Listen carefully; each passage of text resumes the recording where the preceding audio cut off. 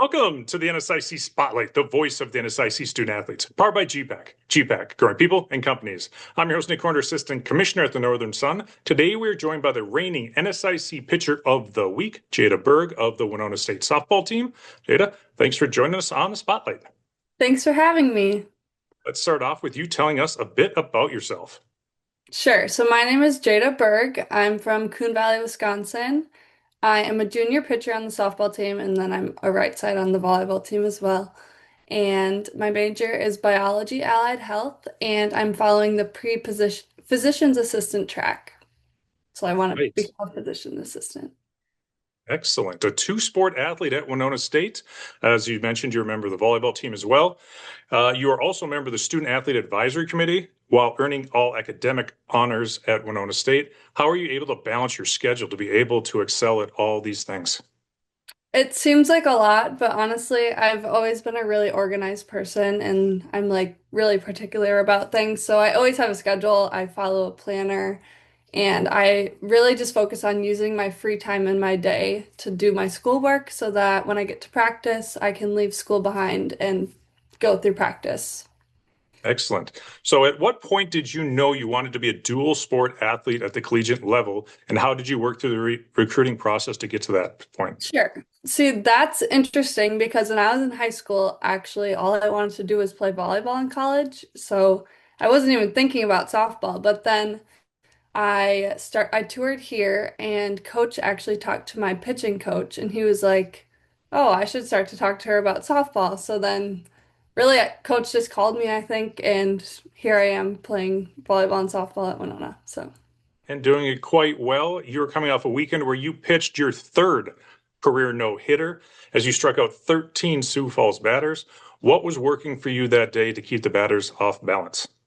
sure. My drop and change, I'd say we're working pretty well, but I told Cindy, our pitching coach, after that game that I just felt really comfortable in all of my pitches and they were just all feeling good that day. Do you have one particular pitch that you rely on more than others? I'd say my drop ball, yeah. Drop ball. Warriors, you're off to an 11-1 start this season. A big midweek matchup with Minnesota State this Wednesday. What will be main factors to continue the Warriors' winning ways over the next final month of the season? I would just say maintaining our constant energy. We always are harping on our cheering and we want to have that energy no matter who we're playing. And then we always know that defense is our strong suit and defense is what wins our games. So just maintaining our defensive level. But then our bats have been just as hot. So just playing our game, I know we can be successful. Softball is a mental game as well. What's your mindset before a game? And then when you're out there on the mound there between every pitch after you give up a hit, or if no hits after a big strikeout, how do you keep your focus out there? Before a game, I just like to instill confidence in myself, tell myself that I can really do anything that I put my mind to. And then between each pitch, my dad has always told me since I started pitching at like 8 years old, take it one pitch at a time. Who cares about the last pitch? And honestly, I like to tell myself the count over and over in my head just so that, say, if it's 0-2, I'm not going to pitch it right down the middle. So I just like to be present. Yep. 0-2, a good waste pitch, right? Yeah. Come game day, I'm doubting you have these, but maybe you do. Any superstitions or routines you have to do either before the game or during the game?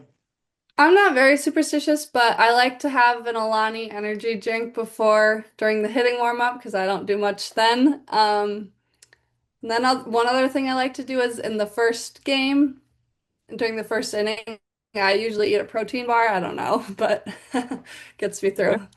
there you go. Long trips, long weekends. Is there any moments that stand out more than others through your collegiate career so far? Um, I mean, the travel's always fun as it's not fun being long, but being with your teammates, you make it fun and it's just an experience that everyone wishes to have. Tell us a little bit more about your teammates, the relationships you've built during your career there.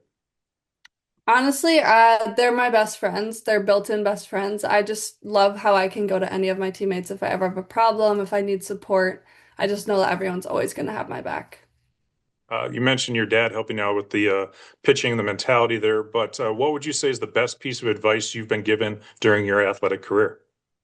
I would just say to give it your all and be present at every practice, every game, every lift. Be present every single day because it's gone in 4 years. And 2 more years, I won't even be playing a sport, which is crazy to think about. But yeah. It's crazy, but you do have the right mindset going, living in that moment. I've been there. The 4 years fly by, like you said. Mhm. So best of luck to you and the Warriors the rest of the season. That's going to wrap up this week's show. Thanks again to our sponsor, gpac. Jayda, thanks. You've been a great guest today. We look forward to seeing you and the Warriors out there the month of May, finished up the softball season. Yeah, thank you so much.